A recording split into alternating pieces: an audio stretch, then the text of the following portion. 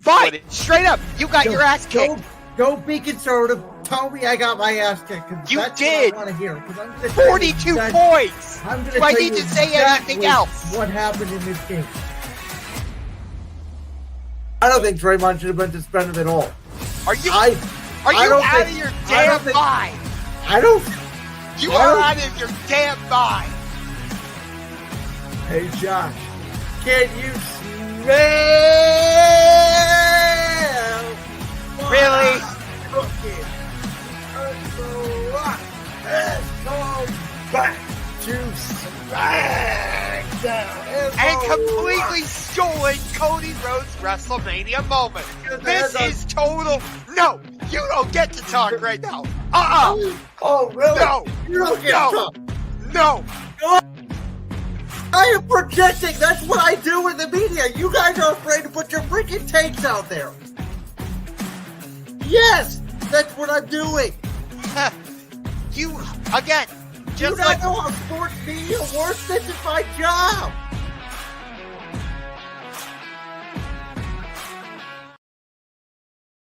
It's a Tuesday. It's a massive show. It is Championship Rings, episode 51. Brandon Lewis, the host of Brandon's World. Ungar to the Max, the host of the Sports Room Talk Show. Josh, like I said to start things off, NFL Week 3, a huge weekend in college football. The MLB season's winding down. We got a big show tonight. We sure do. Big matchups all across football this weekend, and there were some matchups in college football this past weekend that I was super hyped for. Well, they didn't live up to the hype. Yeah, well, we got to start things off here. We got to start with what we saw last night on Monday Night Football. No, not that first game, because that game was over 5 minutes in. You sure you don't want to talk about the Jaguars-Bills game? You sure? Well, I mean, we can talk about it in passing, but I want to start by talking about the Cincinnati Bengals, who I had predicted at the start of the year would be the number 1 seed in the AFC. They are now 0-3, and ironically, I still feel like they're the best team in the division. I don't know. Now you got the Washington Commanders, who I did pick to finish second in the NFC East, ahead of the Dallas Cowboys, and last night was one of the reasons why, because Jaden Daniels shined. He put on arguably the greatest single game, at least in completion percentage, the stats say, a rookie quarterback has had in NFL history. It's a big game changer for Washington, and that Cincinnati defense, I don't know what they were doing. Yeah, I still get concerned, though, with Jaden Daniels, because remember the last time Washington drafted a mobile quarterback, number 2 overall, and he played on that field? Where is he now? I don't even know, because he's not with ESPN anymore. Yeah, that guy, of course, Robert Griffin III, that gruesome knee injury. He was injured throughout his rookie year, and obviously the concern with Jaden Daniels is his stature, is his frame. But last night, you just saw that ability. And I think in this offense, with Cliff Kingsbury, who we all know is not a great head coach, but I think he's a pretty good offensive coordinator, calling the plays, Terry McLaurin going one-on-one with whatever Bengals corner they put on him last night. It was a showcase. It was the first game since 1940. There was no turnovers, there's no punts. Yeah. There we go. Your screen was frozen for a minute there, so I didn't fully hear what you said. But anyway, my one concern with the Commanders is, yeah, they have Terry McLaurin, but who else do they have at the wide receiver position? Like, I'm just a little worried that as the season goes on, unless somebody else emerges at that wide receiver position, Jaden Daniels is just going to become heavily Terry McLaurin dependent. Well, and they watched Austin Eckler last night to a concussion. Obviously not great. And they also traded Jahan Dotson to the Philadelphia Eagles. They did, but I'll be honest, Jahan Dotson's been barely on the field in the first 4 games of the season. So, whether that's him, whether it's the Commanders, I don't know. But from what I've seen now, again, they have not punted. One of the games was against the Giants, who we will talk about in a little bit. But they have not punted in their last two games. Yeah. So their offense is clearly working, but I still have that concern Yeah, regardless. their secondary is obviously the weak part of their team. Like if there's one team in the NFL that has a glaring need on defense, kind of like the Lions last year, we all kind of said like they need a corner. Same thing with the Commanders, they need a corner. They probably need to draft two in the draft. I would say they also need another wide receiver to go alongside Terry McLaurin because again, I just don't think like you can have one wide receiver and that's it. Well, I think that in this day and age, increasingly, when teams are running the football, I think we're seeing early in the season you can win with that. I don't think you can win consistently trying to outshoot the opponents. This isn't college football. Right. No, I agree with you, but I just think like if you have more than one like weapon to throw to, that's going to benefit you in the long run. Like we saw that. I know this is I'm not trying to compare the Commanders to the Kansas City Chiefs, but you look at like when Mahomes has had success. He had Travis Kelsey, he had Tyreek Hill, he had um he's had Juju, he's had MVS, so he's always had like two or three, not always great, but he's always had two or three good to very good. Sometimes Well, I would say right now Austin Eckler, when healthy, is his second best weapon, and I think Zach Ertz has been very good at the tight end position this year for them, and they have Robinson coming out of the backfield. right. Um, I just look more at the receiver group specifically because I personally I view the wide receiver as like very highly on the list of importance on a football team. That's just me Um, personally. I think the league has changed. I think 5 years ago you could be right, but I mean, you look at those New England teams. New England never had great receivers. You look at Kansas City teams that have won outside of the year they did have Tyreek. 2 years ago they had Kelsey. They didn't have much else. Right, Even San Francisco, they have good receivers. I wouldn't say they were great receivers, specifically in the Garoppolo days. right. I do hear your argument, but like for example, in Buffalo, when did Josh Allen really become the Josh Allen that we know him to be? Right now he's becoming the Josh Allen without any receivers, I basically. I I I hear you, but by the same token, I don't think he would have It can initially. I agree with you, it can help a young quarterback in their career, but I think what we're seeing is as the quarterback gets older, as he gets paid more, if you think he's the guy, you don't need that go-to number one receiver. Right. I do understand that. I'm saying, So, but like that's why I think Cincinnati took off. In the okay, past well, few years. let me switch gears quickly to Cincinnati because I alluded to it in my opening frame. Josh, I still think they're better than Pittsburgh. I don't care that Pittsburgh's 3-0, Cincinnati's 0-3. I think Cincinnati's the better football team. I don't care that Baltimore's 1-2. I think Baltimore's better than Pittsburgh. I mean, I'm sorry, this Steelers start is not sustainable. They beat Kirk Cousins on one leg. They beat Bo Nix, which Mike Tomlin's going to do a very good job against a rookie quarterback most days. And they beat basically a one-legged Justin Herbert. So I'm sorry. We talked about the Steelers' schedule. We talked about how it comes down to the final 8 weeks. Cincinnati's defense may not be as good as I thought, so their win total may be going down to 8 or 9 wins. But again, if Burrow's healthy and Chase is out there, and now you got Higgins back, I think this team could still turn it around. I mean, yeah, yeah, Cincinnati could. They have the potential to turn it around, but I, what have they shown you that they can turn it around? That's my question. Um, Well, they put up 33 points last night, and my argument is they were a strip fumble away from beating New England, and they were arguably a missed PAT away from beating Kansas City. And by the way, last night they missed another field goal. McPherson is now becoming unreliable. And on the 2 point conversion, T. Higgins should have got a PI call that wasn't called. yeah, and that's fair. I'll give you that. There's definitely been some like interference in some of these in these first three games for the Bengals. What I'm telling you is what I've seen from Cincinnati is yes, they're 0-3. They could very easily be 3-0, and probably at the least should be 2-1. Okay, I'm looking. So the Bengals have the Panthers this week. Did I Then, not tell you Carolina, by the way? I told you they were going to win the game. yeah, and then they host Baltimore. Then they're at the Giants, and then they're at Cleveland, host Philadelphia, host Las Vegas, at Baltimore. So to me, like that's like you got to go. How many games is that? 6 games. You got to go 4-2 in that stretch. Yeah, I think they can beat Carolina. They can beat the Giants. Given the way we're playing right now, they can come into Cleveland and beat the Browns. Historically, though, you know what I'm talking about.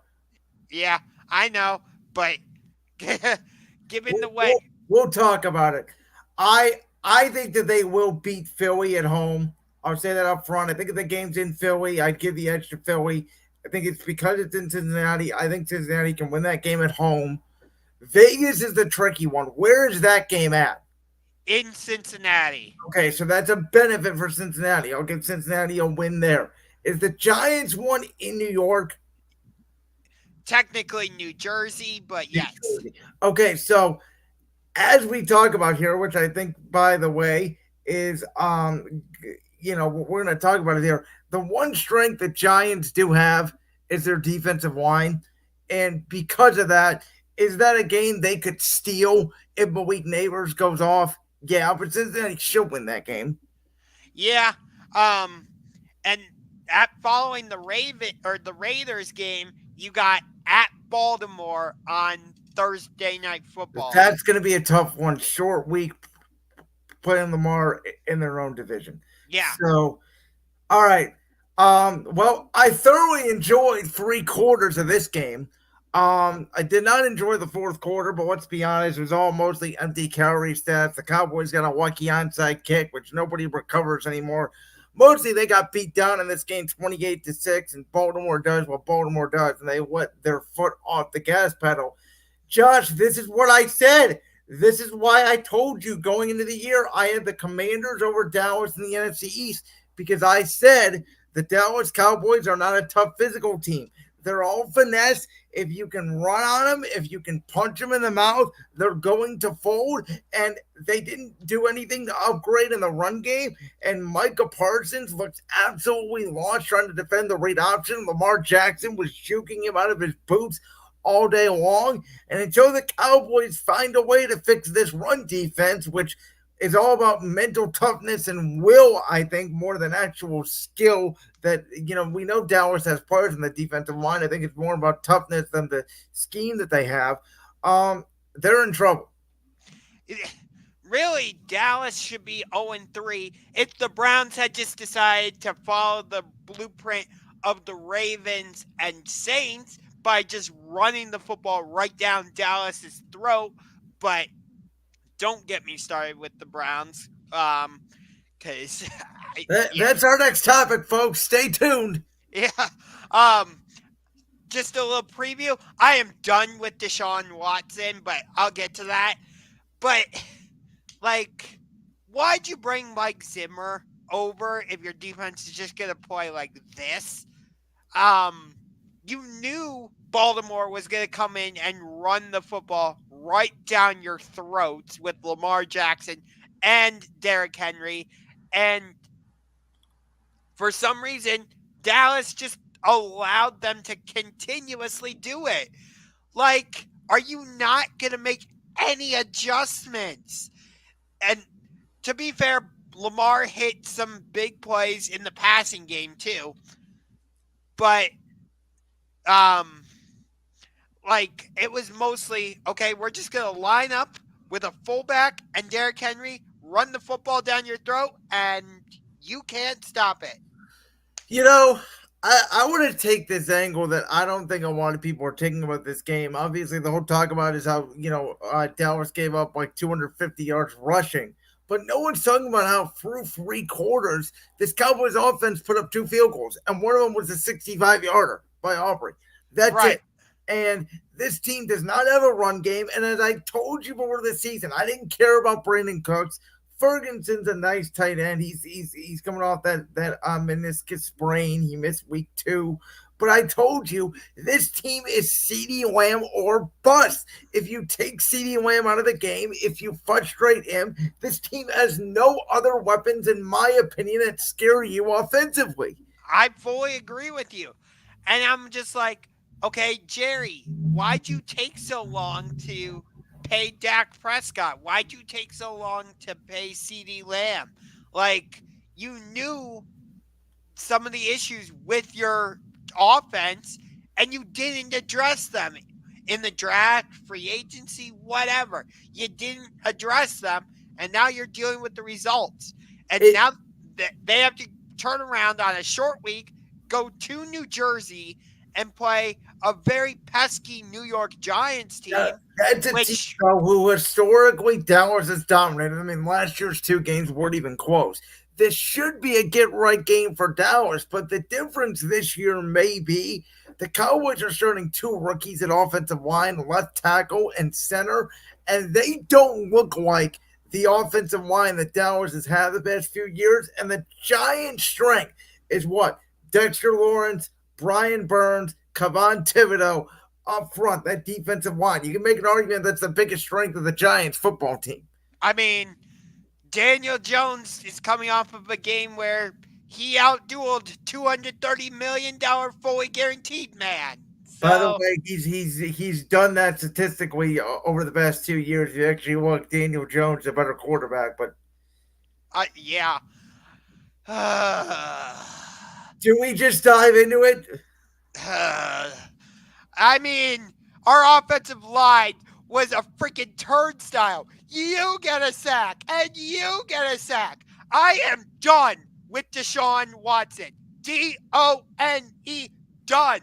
I don't care that he's getting 5 years, fully get 230 million, fully guaranteed. I want his butt on the bench. I want Jameis Winston starting. But then again, he might get sacked 8 times because our offensive line is in shambles. Without Nick Chubb, our running game is just non-existent. I don't know what's happened to our passing game. Our defense, Miles Garrett is injured. Uh, And I don't know how he got the best graded PFF grade in week 3 because I didn't even see him on the field. He didn't make one impact play to me the whole game. That's just me.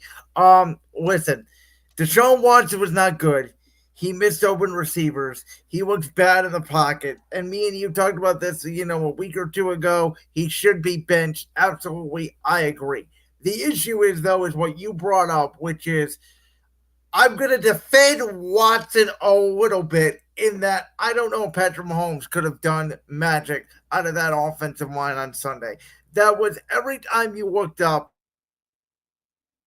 and I'm just yeah, going to say it right now. DeJuan Jones is not a right tackle. He needs to move inside the guard. He's too slow to play tackle. He could be a very good guard. I'm not saying he's a bust. I'm saying he's too slow to play tackle in the NFL. His feet are too slow. You clearly saw that on Sunday. Burns is just working around him almost every snap. Now Dredrick Wills is down. Now you got Joe Batonio having to move out to left tackle. Wyatt Teller, your best offensive lineman, is about to go on IR or could go on IR. With that being said, Kevin Stefanski. And yeah, if you want to put blame on Ken Dorsey, go ahead. But Kevin Stefanski is the play caller, so I'm going to put more blame on Stefanski. and that's fair. Your, I'll offen- give you that. your offensive line is decimated. You have a quarterback who is clearly uncomfortable in the pocket because he doesn't trust his feet and he doesn't trust his offensive line.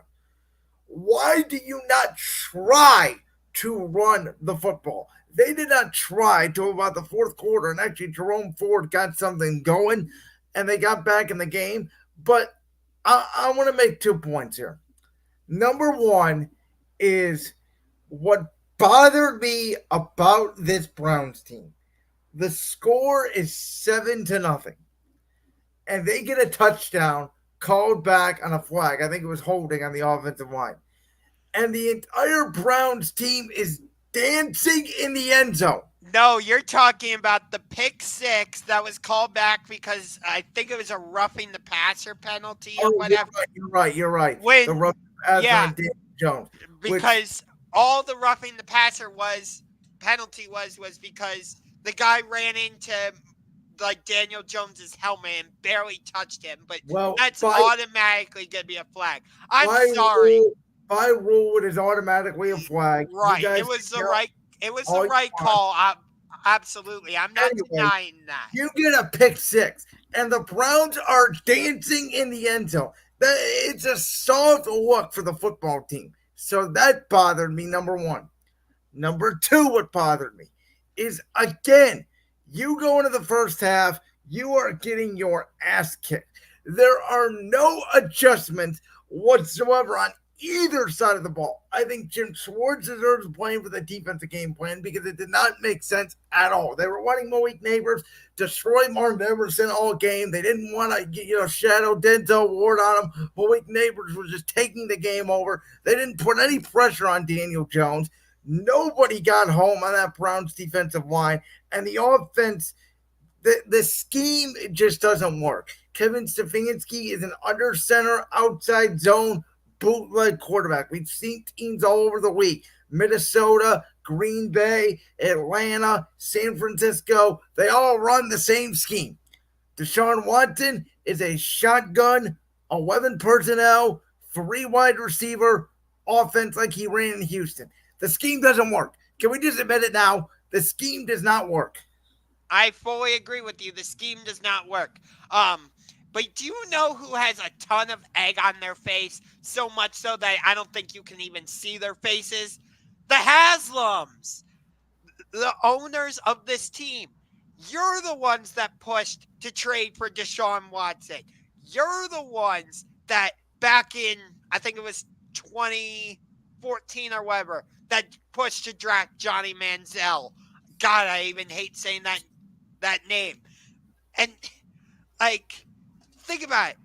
Think about how many different head coaches, quarterbacks, offensive play callers, defensive coordinators, general managers.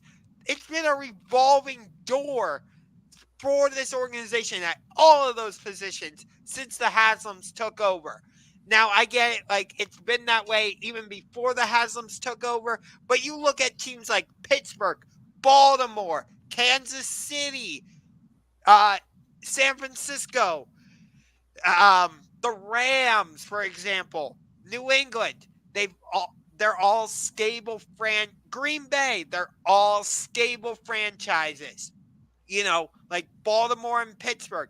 Think about how long John Hardball and Mike Tomlin have been at those two organizations, and think about it.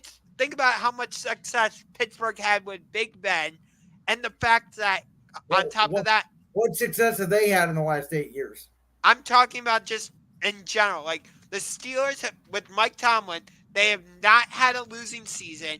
Baltimore has, on the other hand, they've won the division multiple times. They've been to the top seed in the playoffs. They've been to the AFC Championship game like 3 times, something like that. Won a Super Bowl. You know the story in New England. I don't have to go through that. Green Bay, okay, maybe not as much, but you get my point. They've won multiple divisions. They've been to the playoffs multiple times. The Rams, they've stayed with Sean McVay. It won them a Super Bowl. They've been to the playoffs multiple times. You get my overall point. The Browns do not have that kind of stability because they are constantly firing head coaches, getting new starting quarterbacks, whether it's through the draft, free agency, whatever.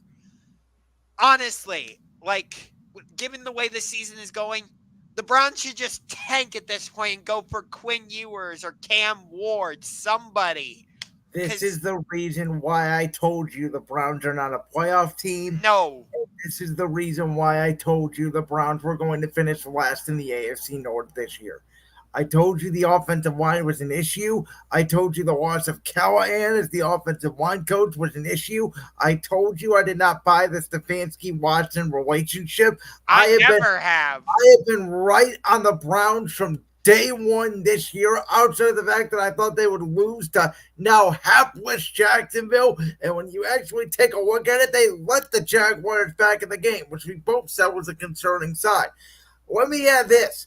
Everybody thinks the Browns are going to bounce back this week and probably should win. I don't know the line. I haven't checked it yet on this Vegas game. The worst thing that happened to the Browns this week was not losing to the Giants. It was the fact the Las Vegas Raiders got embarrassed by the Carolina Panthers. Because you want to know what happens when teams get embarrassed? They give you their best shot. 9 out of 10 the next week. So whether it's Aiden O'Connell or whether it's Gardner Minshew, Antonio Pierce said that he's going to make business decisions this week. I guarantee you the Las Vegas Raiders are going to be playing with their hair on fire this week against the Browns. And the Browns better be ready and they better come out prepared. Because if they don't win this game, this season's spiraling out of control. This it might reach the point where the fans are starting to put paper bags over their heads. I mean, I don't think it's going to get that bad. But I mean, the Commanders, I told you, are not going to be an easy game in week 5. Then I will be joining the sports room as we preview week 6, Eagles, Browns in Philly. You know that's not an easy game. You already mentioned. Then they have Cincinnati and Baltimore after that. and then the Chargers. So, um, I'm just like, Nick Chubb is supposed to come back in week 5 against Washington. No, I would not have him come Well, back. Tony Grossi the other day said if he's heard it could be week 11. I've heard 2 different timelines on this. So, I've heard the timeline you said, and then Grossi came out the other day and said, no, it could be week 11. okay. So, if it is the timeline that I'm saying, I would not have him make his return in Washington against the Commanders on that field. Oh, I would. Oh, No I way. would. No. If you're 1-3, he's gonna play.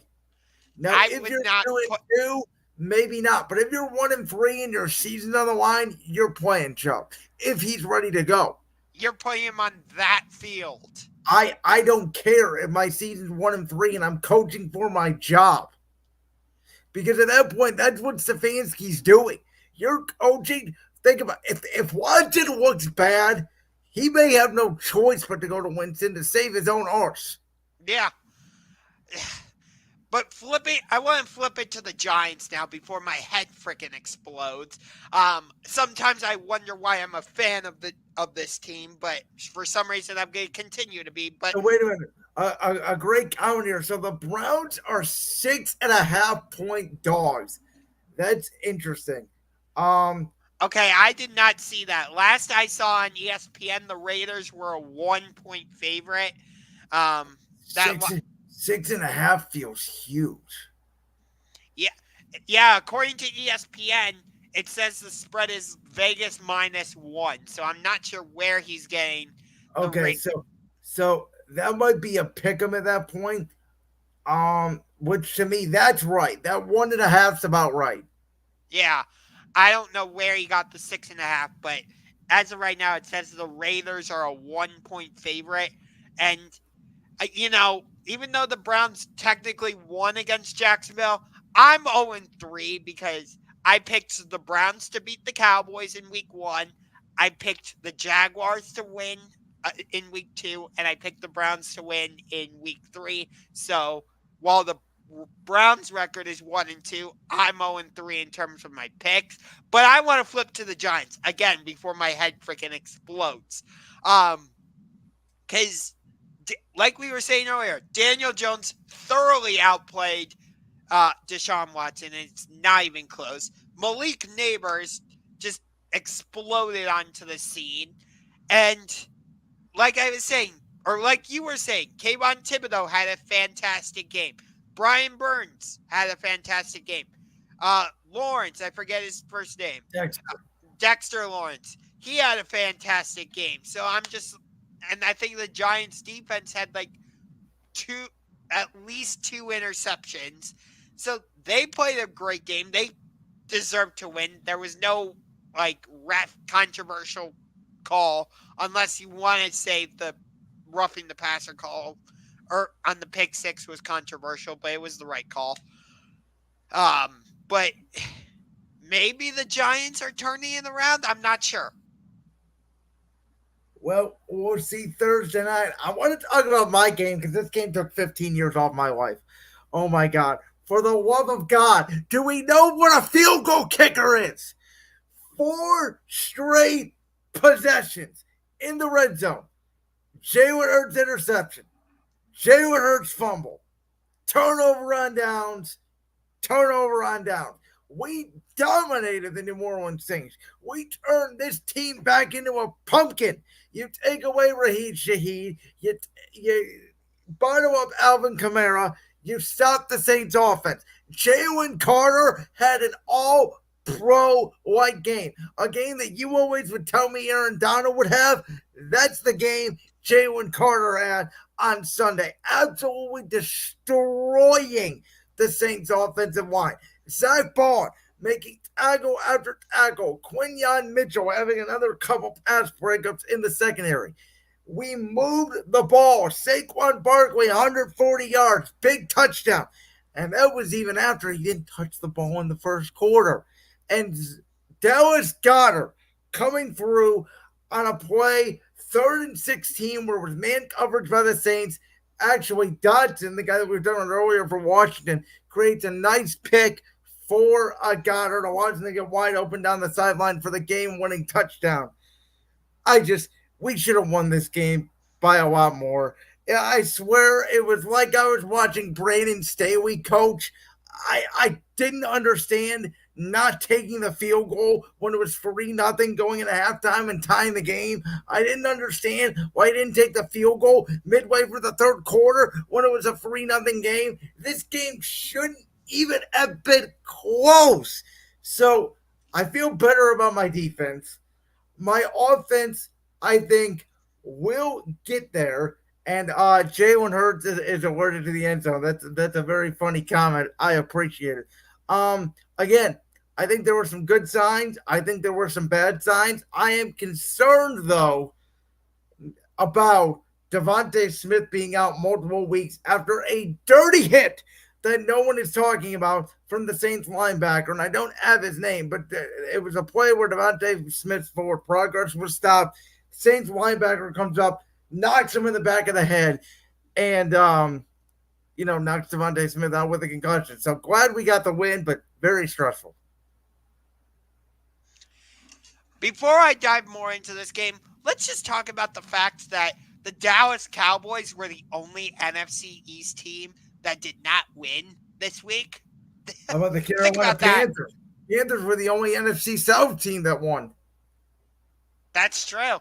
Um, so I just find that kind of ironic, but I don't know what to make of the Saints right after 3 weeks. Because, like, every heading into this game against Philly, everybody was giving New Orleans their flowers and being like, "Oh, this team's legit. This team is scary and all that." At least that's what I had heard, from the various talking heads on ESPN, Fox Sports 1, whatever. I'm curious what the conversation surrounding the Saints is going to be like now after a I game like DVD until we see how they play against Atlanta. the Saints are a very questionable team right now. I don't know if they're truly great. I don't know if they're somewhere in the middle. I don't know. I think Philly gave you the blueprint, which is again stop Alvin Kamara, limit the big plays. They don't have a lot else offensively. Um, this whole game came down to analytics and math. And Greg Olson, who again I thought does a great job for Fox, he was on the call with Joe Davis, and he defended Nick Sirianni on almost every decision, saying that it's his aggressive nature. You got to go for it. You got to stick to what you believe in. And this is the problem that I have with analytics, and this is why it's getting every coach in the world fired, because analytics does not take into account the feel of the game. Analytics does not take into account that it's a 3-0 game with 5:50 left in the third quarter. You just roll all the way down the field and you need points. Instead, it says, well, it's 4th and 2. If they do this, it's more probable you get the first down. And if you don't go for it, you're going to get the ball back. It's all based off math. It's not based off feel. And when you coach based off math, it's going to cost you games. We are lucky to win that game. We stole that game. And again, my defense played the best defense an Eagles team has played since the 2022, though it was in 2023 because it was a playoff game, the NFC Championship game against San Francisco. Where San Francisco basically was playing with one or two hands tied behind their back. But well, in my opinion, and I told you this, in my opinion, we were already beating down the Niners before that happened. Speaking of a player that was in that game, I want to know if Howie Roseman can call the New York Jets and ask them for a refund. Can we get Hassan Reddick back? We'll give them back Bryce Huff. Because right now, Bryce Huff has pretty much been Hassan Reddick. He's disappeared. He hasn't been on the field. He hasn't registered one hit, one sack, 1-0 in 3 games. I don't think the Jets are going to make that trade. But you can ask. But well, are you sure? Bryce Huff was good for them last year. He had 10 sacks on 3rd down. That's true. But the Jets are a confusing team. They won against the Patriots. Whoop-de-doo. I will say this. I am afraid of us going down to Tampa because I just talked about Vegas got embarrassed. Tampa got embarrassed, and they're going to give us everything they can handle, and we may be going in there without Devontae Smith. Britton Covey, our punt returner / receiver, is now on IR. A.J. Brown is likely not going to play. Wayne Johnson has a concussion. He probably will not play. Mekhi Becton is dealing with a hand injury. He's very questionable. We could have half our offensive line and half our wide receivers against a very angry and pissed off Tampa team. That's not good. Spoiler alert, I have Eagles Buccaneers in my top 5 for this week because I think that's a huge game in what the NFC playoff picture could look like later in the season. I really do. So, there are some surprise 3-0 teams. There are some surprise 0-3 teams. Josh, who's the biggest surprise at 3-0 and who's the biggest surprise at 0-3? I mean, there's 2 teams I could put into the 3-0 surprise conversation. I think I'll just mention both of them. Obviously, we got to start with the Pittsburgh Steelers. I don't think anybody saw this, but I told you they would start 3-0. Okay. You were one of the few, I guess. Because given their whole quarterback situation and all that, I did not see 3-0 coming for them. But so that has definitely surprised me. And even though I was so high on him 2 years ago, given how hard he fell off last season and the fact that they brought in a new head coach to replace Pete Carroll, they brought in a new offensive coordinator, Ryan Grubb from Washington. I got to say the Seattle Seahawks are a surprise at 3-0. You can make an argument for the Minnesota Vikings, but I think the Seahawks are more surprising 3-0. Okay. But in terms of 0-3, Cincinnati's got to be the most surprising one, I would say. But yeah, I would agree with you on Cincinnati. Well, let me just say this. I'm not taking any credit away from the Seahawks. They've had a great start. They're 3-0. I did not expect them to start 3-0. I thought they dropped one of their first 3 games. But let me ask you, Josh, who have the Seahawks played? That's true. They played Denver. Who did they play week 2? New England. And they should have lost that game. They blocked a kick or they would have lost. Yeah, and then they played Miami. By the way, and Miami's a joke. Miami may be without Tua the worst team in football. They can't move the ball, and now Skylar Thompson's hurt. They were playing Tim Boyle in the second half. Dolphins might lose to the Titans this week. That is the worst Monday Night Football game of all time. That is an unwatchable game.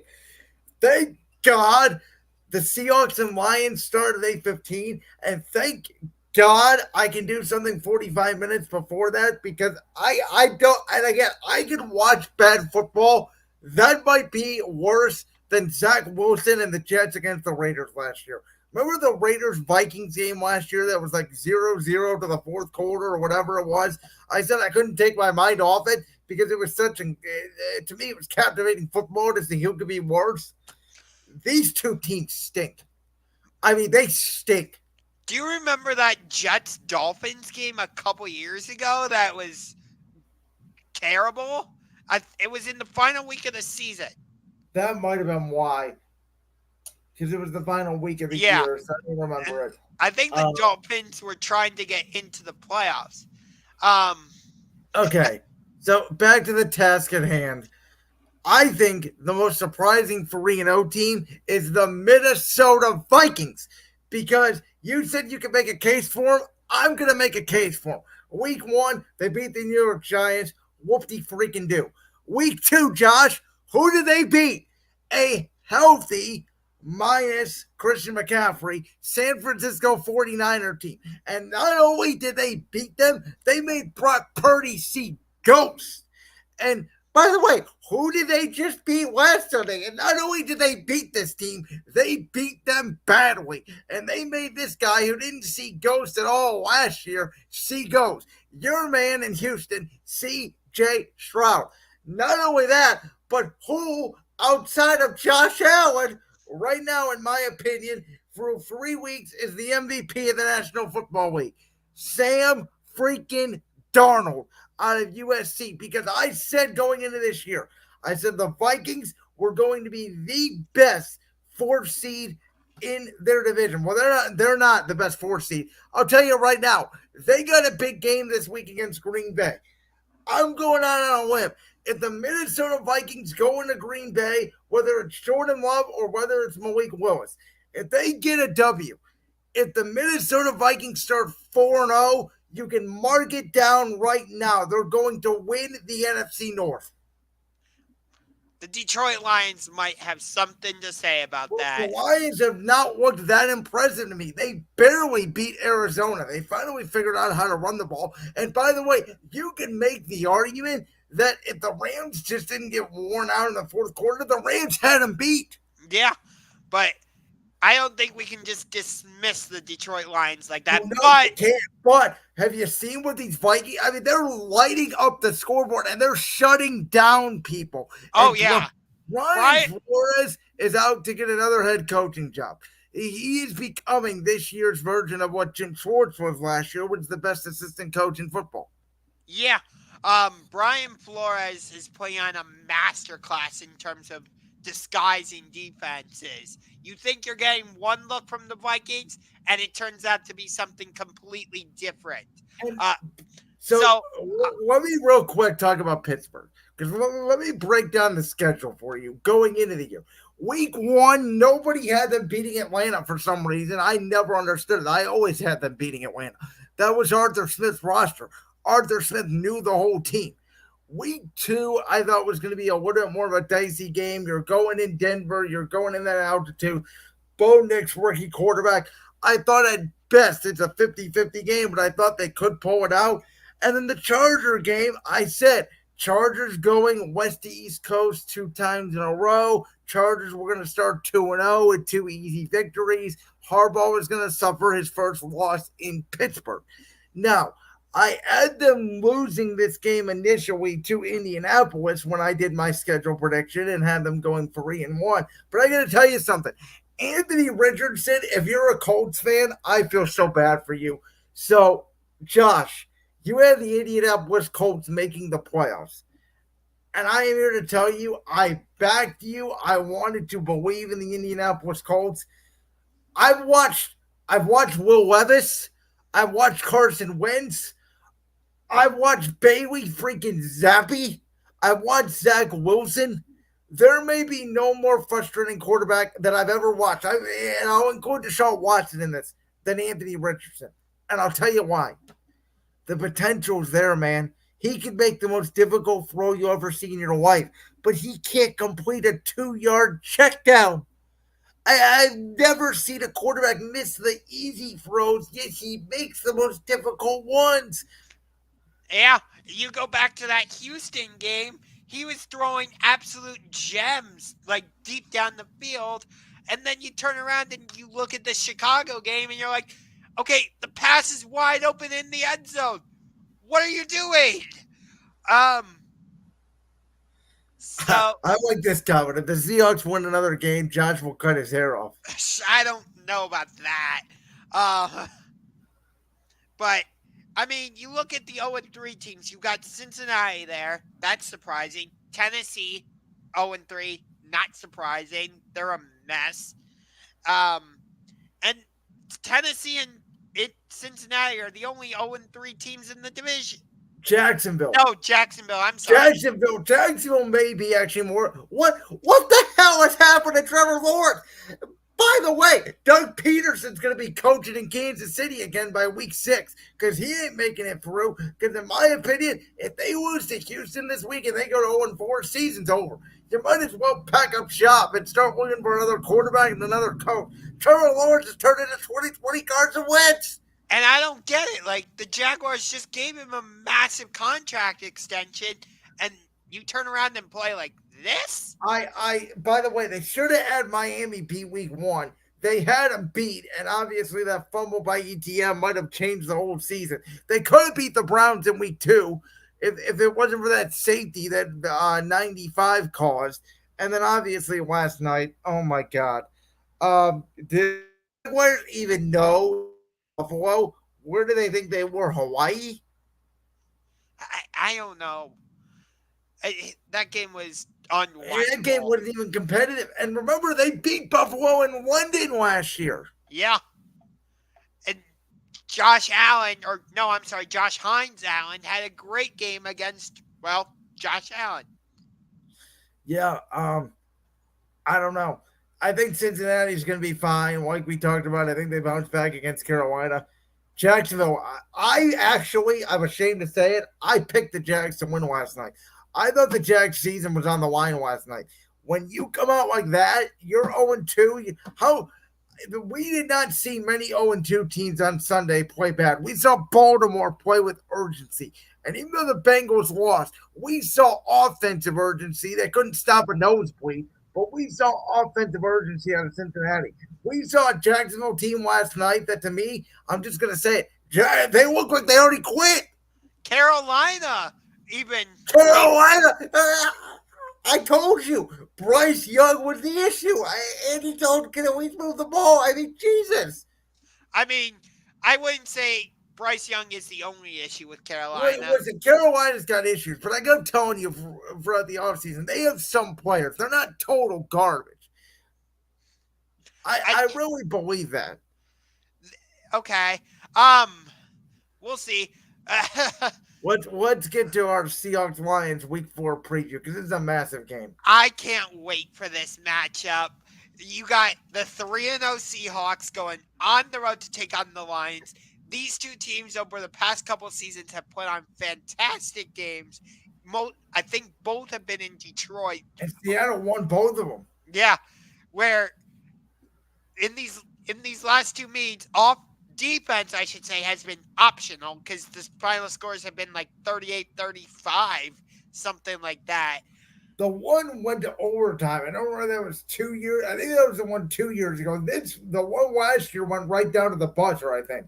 Yeah, I feel like even though they're not in the same division, obviously, I feel like there's a mini rivalry developing here between these two teams because they play so close, or they played in such close games these past two seasons. And it feels like, to me anyway, this game could have massive implications on the picture of the NFC playoffs this season. So I do feel like there's a bit of a rivalry developing between the Seahawks and the Lions. I might be in the minority on that one, but that's just how I see it. I'll say this. specifically for Seattle, because I just talked about how they haven't played anybody. I think this will be a big up in class for a young team with now the youngest head coach in the NFL and Mike McDonald.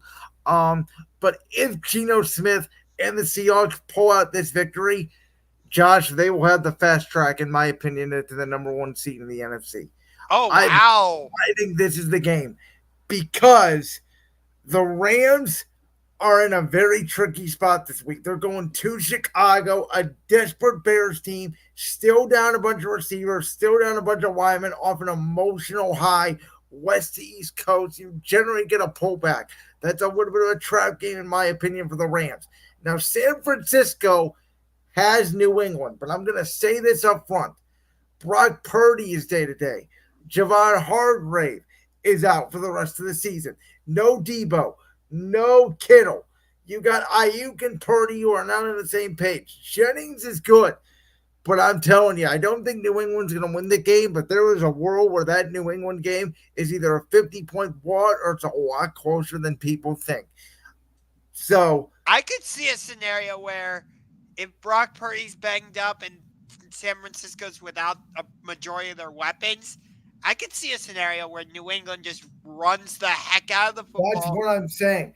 There's And a world out there where New England could steal a victory here. exactly. So, if that happens, then this game becomes even massiver for Seattle. Arizona, they have Washington. That's a little bit of a sticky game. It's in Arizona. That's a go either way game.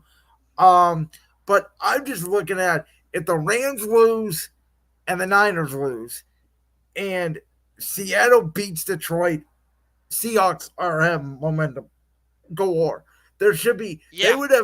they would have three games essentially up on the Rams and the Niners in the division, which unless you're the 2023 Philadelphia Eagles, it's very hard to give up. So I think a lot of it depends on the outcome of the other games. And for the Lions, I just told you, if Minnesota beats Green Bay and the Lions lose to Seattle and they're 2 games back, then I think Minnesota is also right there with Seattle for being a top seed in the NFC at 4-0, obviously. Think about the implications of this game. Not just what you highlighted, but I believe you and I both had not just Detroit as we both had Detroit as the one seed in the NFC, I believe. And I believe, if I'm not mistaken, I'd have to go back, but you and I both had the Lions in the Super Bowl, if We I'm did. not I had mistaken. them winning the Super Bowl over the Swifties. I had them losing to Baltimore. Um, so that game, this game has even bigger implications because of that factor alone. The fact that we both have them as the one seed.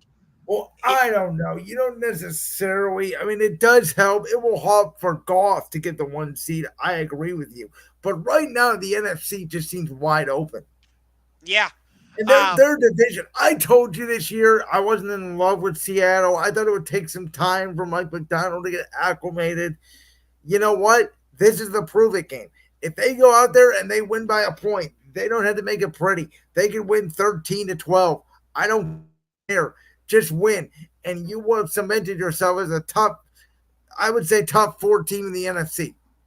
we've seen when Seattle has home field advantage in the NFC playoffs, it is so difficult to go into Lumen Field and get a win. The 12th man shows up and they show out. Yeah, and I didn't think Seattle was a bad team. I just kind of thought you're going up against Kyler Murray, Brock Purdy, and Stafford in your division. You like Seattle more than I did, and I like their weapons. I just thought their division was way too hard. But clearly, San Francisco has regressed. The Rams have an injury bug galore, and Arizona, we both kind of thought we're a step away. So if Geno Smith can guide the ship, and now that we've seen Shane Waldron, who turns out is a bad offensive coordinator, now that he's no longer in Seattle, maybe you were onto something with Seattle. I'm not here to give you your flowers yet. Again, I got to wait to see, but maybe you were onto something.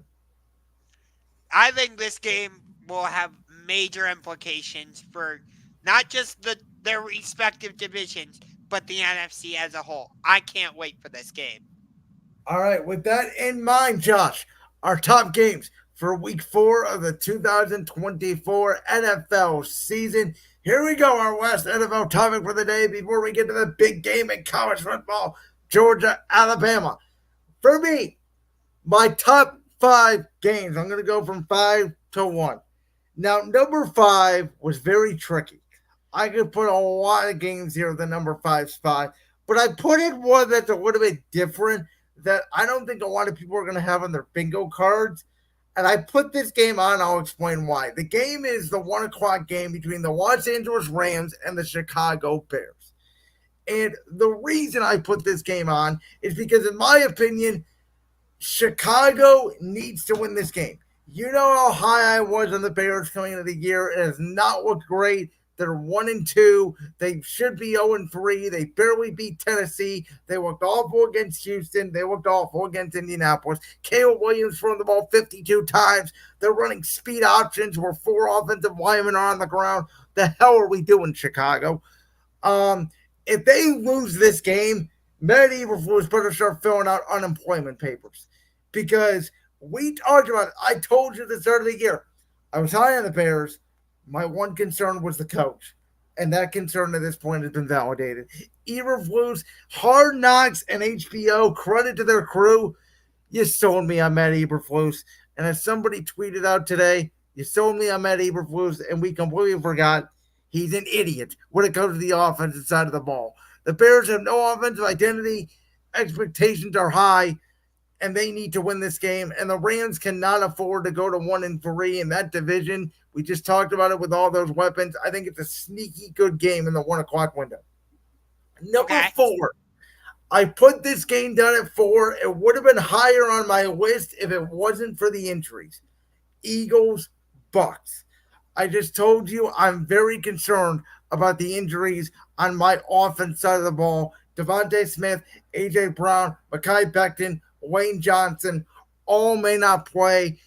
And my birthday is Sunday, and I'm very fearful that on that day, September 29th, my Eagles, like they did on September 29, 2013, against the Peyton Manning Denver Broncos, are going to get annihilated 49-7.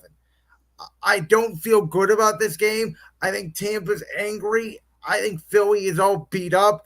And I think, my Eagles are going to try to play well. We could win, but if we're going to win, it's going to be ugly.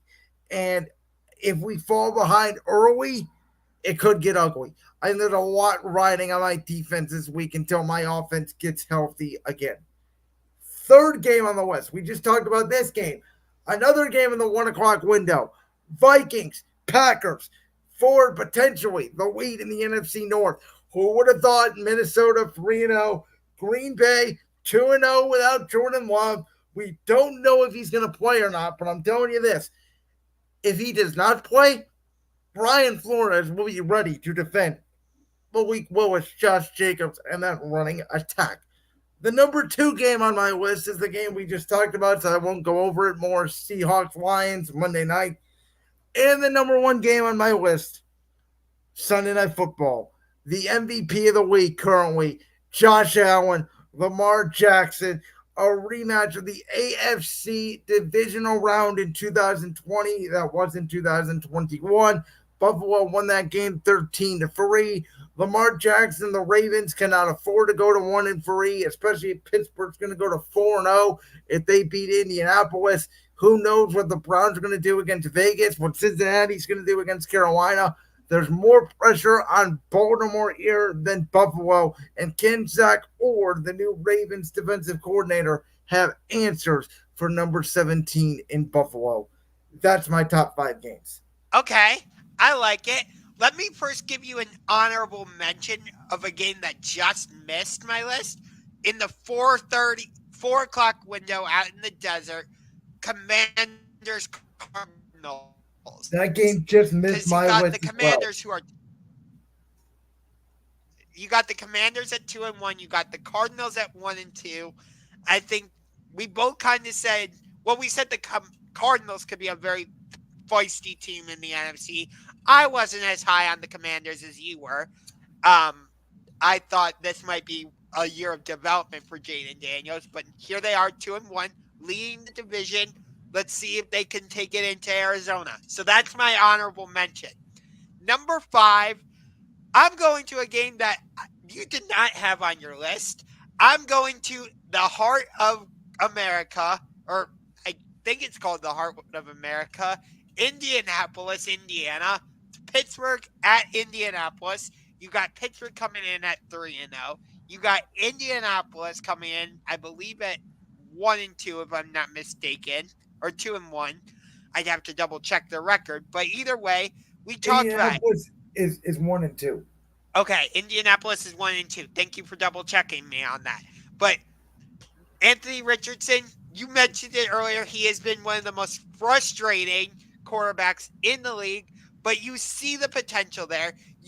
They have some good pieces there offensively, with Jonathan Taylor, Adonai Mitchell, Michael Pittman Jr. They have the pieces there. It's just, can Shane Steichen get those pieces to fit correctly? And then on the other side, we have Pittsburgh 3-0. One of my bigger surprises. Not so much for you, which I do understand your perspective on that, but I think this is a very intriguing game. I really do. Number 4, I'm surprised this game wasn't on your list. In LA, the 3-0 Kansas City Chiefs, the two-time back-to-back Super Bowl champs, taking on the LA Chargers. How are the Chiefs going to handle this new Jim Harbaugh style offense? I get it. Justin Herbert's probably not going to be at 100%, which could give the Chiefs a very big advantage. But you know that either way, Jim Harbaugh is going to want to come into this game and just run the absolute heck out of the football, keep Mahomes on the sideline, not allow that Chiefs offense to get like any time on the field. So how the Chiefs adjust to that, I think, is a fascinating part of this matchup. All right, number 3 on my list, Eagles, Buccaneers. You got the Eagles coming off of a big win against the New Orleans Saints, but you mentioned all their injuries. You got Tampa Bay, kind of like what you were saying about the Raiders going into their game against the Browns. The Buccaneers are going to be coming into this game with their hair on fire because they feel like they let one slip away against Denver. They're playing at home. My guess is this is going to be the game with Tom Brady on Yes, commentary. it's already been announced. Okay, so I think that's going to inspire the Buccaneers even more, knowing that the quarterback that led them to their most recent Super Bowl is going to be in their building. So I think that game is definitely in there. Number 2, I got to go with Bills Ravens. You talked about it.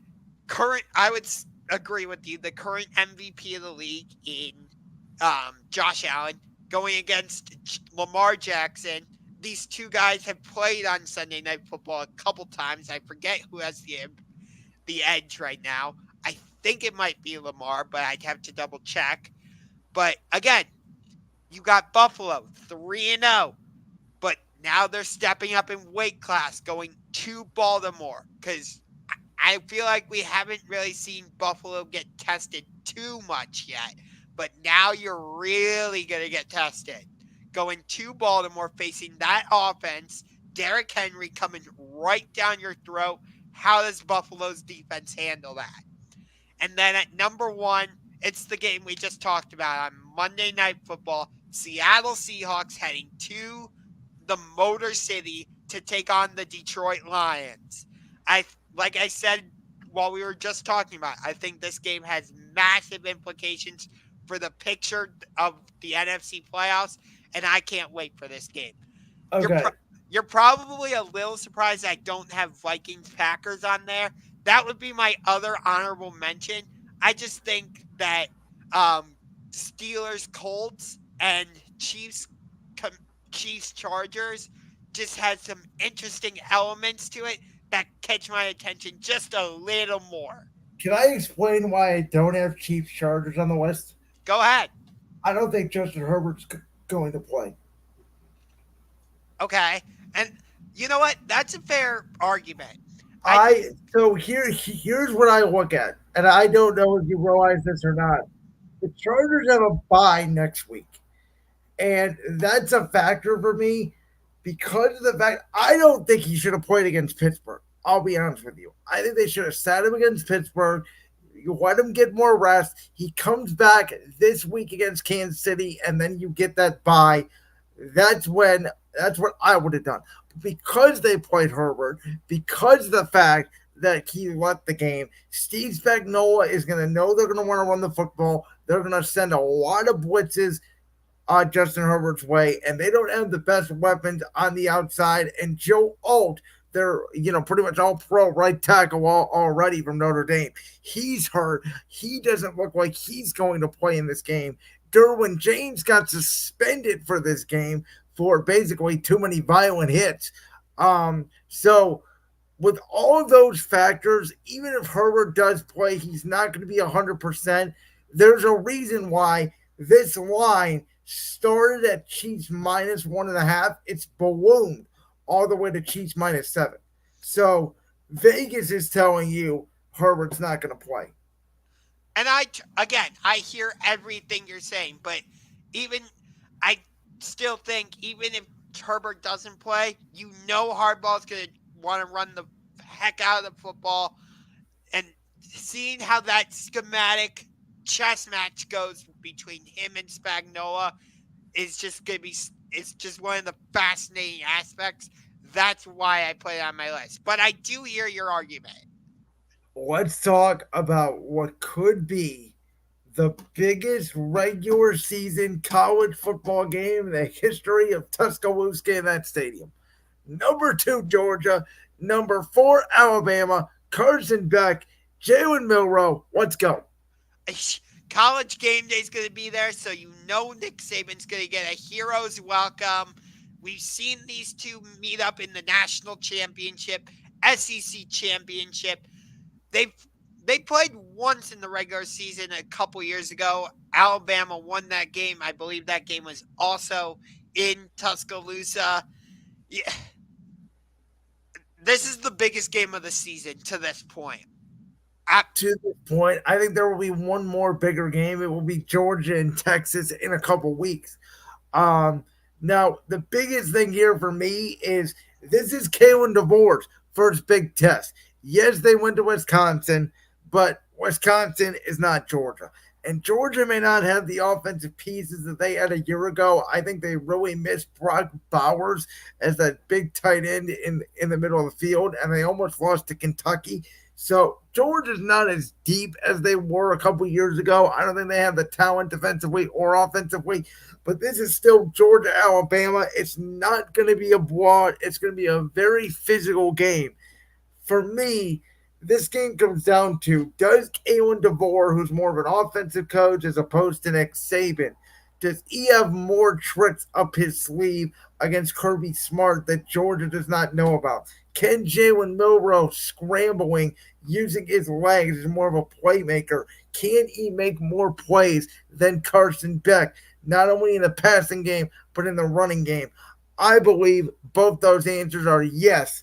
And I think, again, the pressure is on for both these teams because both of these teams, Alabama's got a very tough schedule coming up. They got Tennessee, they got Missouri, I believe they got LSU in there, their arch rival, which you can make a case Georgia is now a bigger rival for them than LSU because the loser of this game may not be in the SEC championship game. They're probably going to still make the CFP, but Tennessee looks really good. Texas, obviously, this SEC now with this expansion is probably the deepest it's ever been. Yeah, and Missouri, yeah, they had to fight off Vandy, but they still look decent.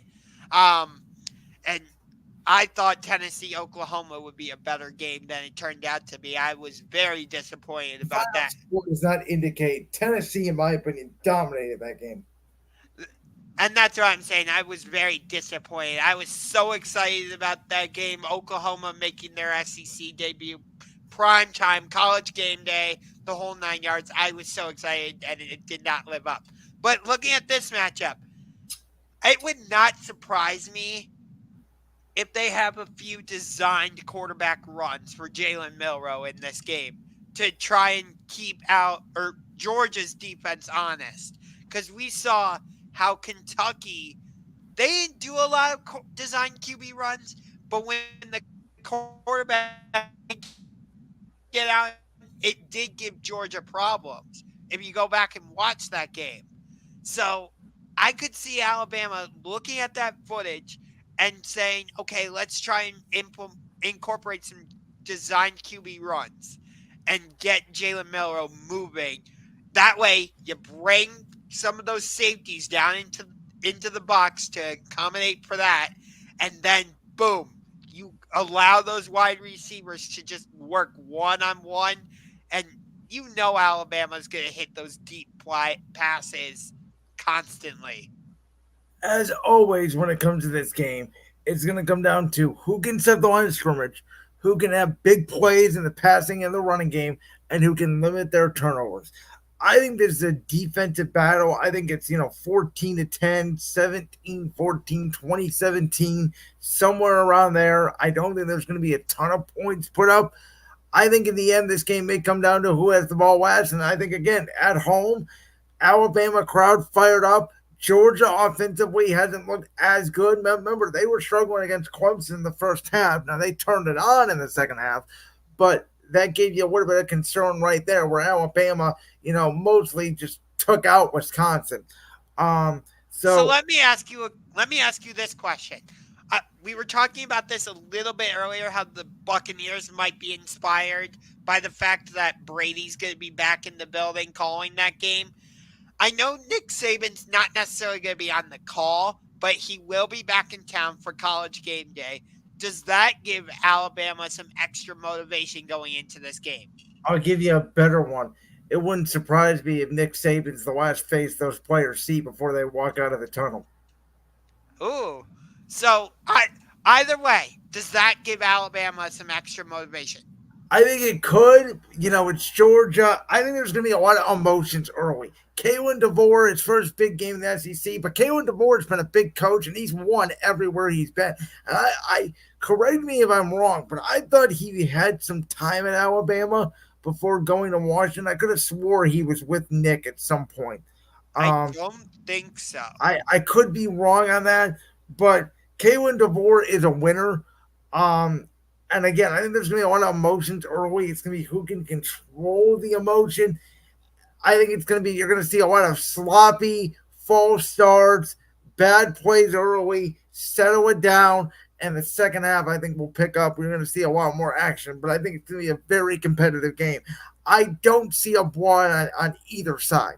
It's interesting. You said this could be a defensive battle. We've said that multiple times, I feel like, about Georgia Alabama games, and then they become scoring fest where it comes right down to the final seconds. So I don't necessarily want to box it in and say, oh, yeah, this is going to be a defensive slugfest when it could turn into like a 38-31 type game. Because I just don't think Georgia has the explosive playmakers they had in years past. and I do hear you on that, but given the history of this matchup, I just I have a hard time with seeing it be like a 20-14 or a 24-21 type game. I No, just that's fair. I'll say this for Bama, the strategy is going to be punch Georgia in the mouth and get up early. If Bama needs to put the pressure on Georgia to force Carson Beck to drop back, because he can move around a little bit, but he's not necessarily a mobile quarterback. He is to stand in the pocket, throw it down the field, which will be very bad, in my opinion, against what's still a very good and talented Alabama defense. and if Alabama scores a touchdown on their first drive, oh boy, look out.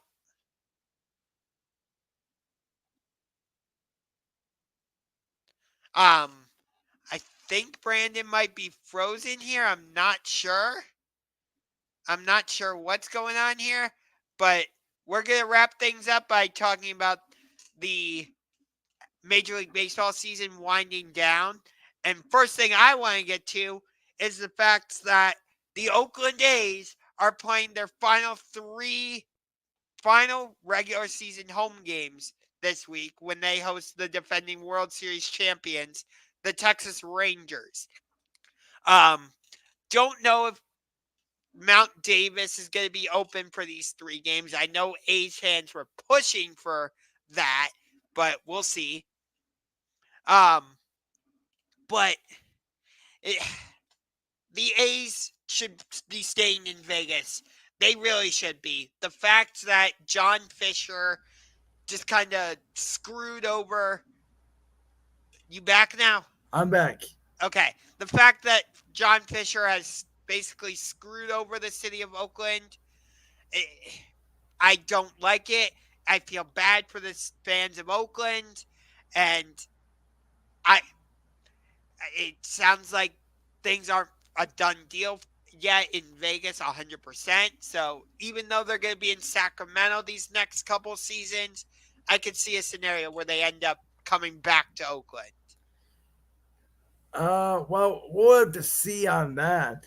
What I was gonna say before my Wi-Fi got disconnected was that you tried to tell me about a month ago that the Detroit Tigers could be making noise in the AL wild card, and I sort of dismissed it and said I think Minnesota and Kansas City are going to go on a roll. But you know what? Every single year, Josh, there's always that team that collapses in September. This year we have two.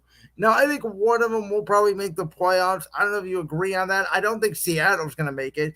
I guess they could. They're still 1.5 games back, but I kind of have a feeling one of those two, Kansas City or Minnesota, is going to get in, and I don't think it's both. I think the Tigers are getting in.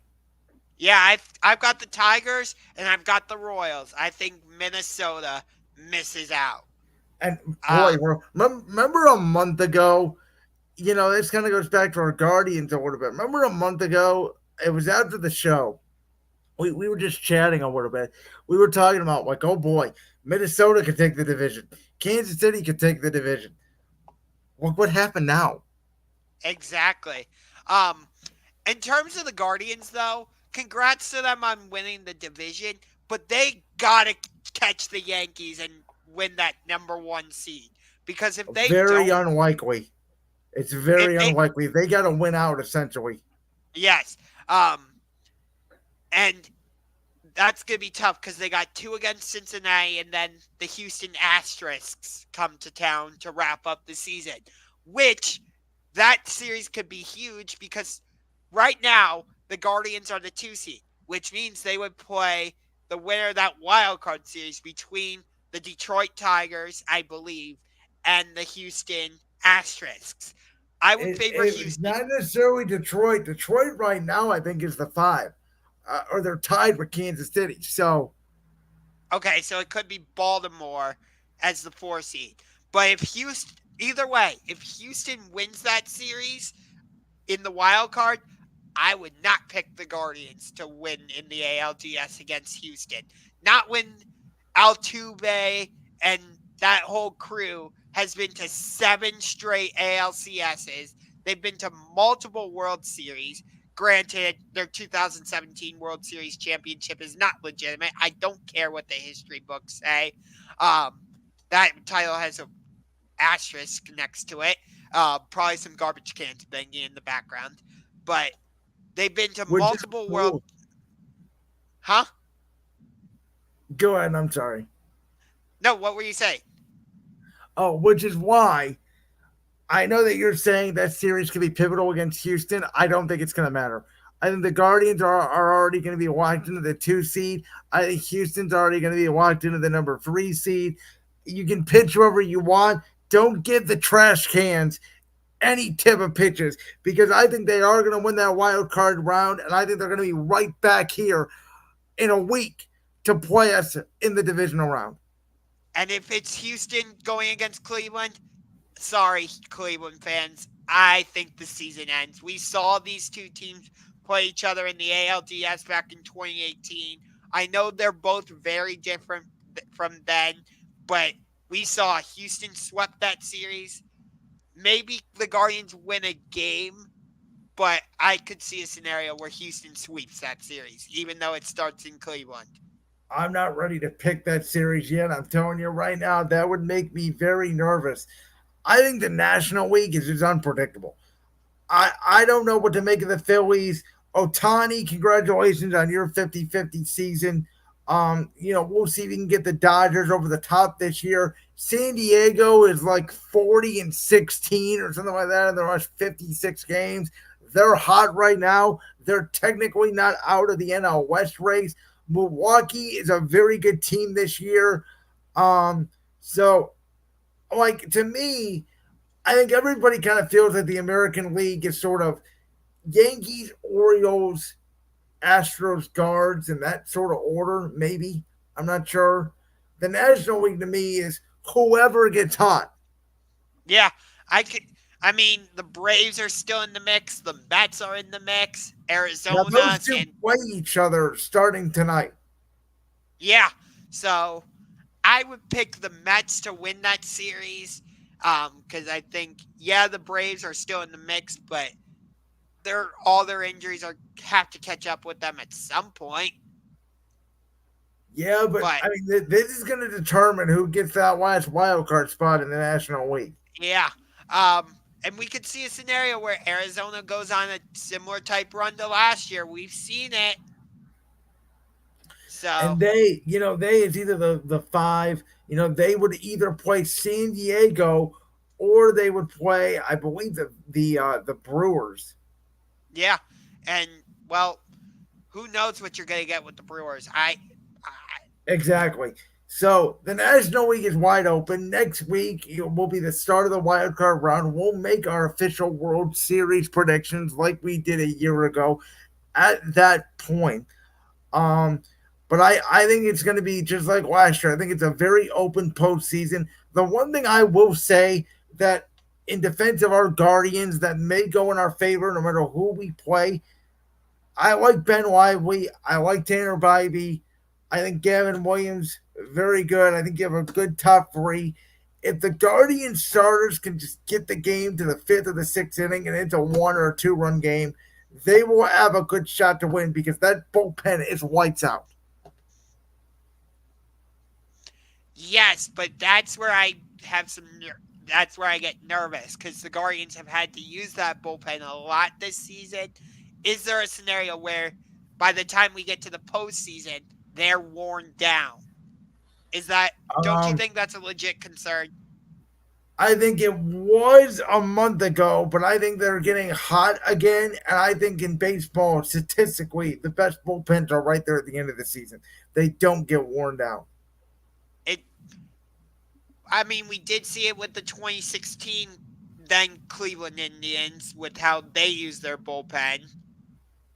Which revolutionized the MLB, by the way. That's how bullpens got started being used so much in the postseason. I would say it wasn't the Indians in 2016. I would say it was more the Royals the previous 2 years. You But I could could, make an argument, but that to me, that was like the seventh or eighth inning on. The way Francona used Andrew Miller. yeah, I I'll hear your argument on that. I would still say it's more the Royals, but I understand your perspective as well on that. Either way, I think it's going to be a very fun postseason. We'll talk about it next week. That's all the time we have for tonight's episode of Championship Rings. Thank you so much for listening. Next week, we'll talk about the big Georgia Alabama game. Who knows? Maybe there's other upsets in college football that we'll dive into. We'll absolutely discuss week 4/week 5 of the National Football League. Who's 0-4, who's 4-0, who's 2-2, who's about to get fired. All of that and more. This is October, and the sports world's starting to get pretty busy. Yep. NBA playoffs, or not NBA playoffs, I'm sorry, NBA regular season starts up in about a month, so we'll get more into that. So, yeah. And Plus, we'll you got see. AEW Grand Slam going on tomorrow. So, yeah. And with that, we'll see you guys next week. Yep.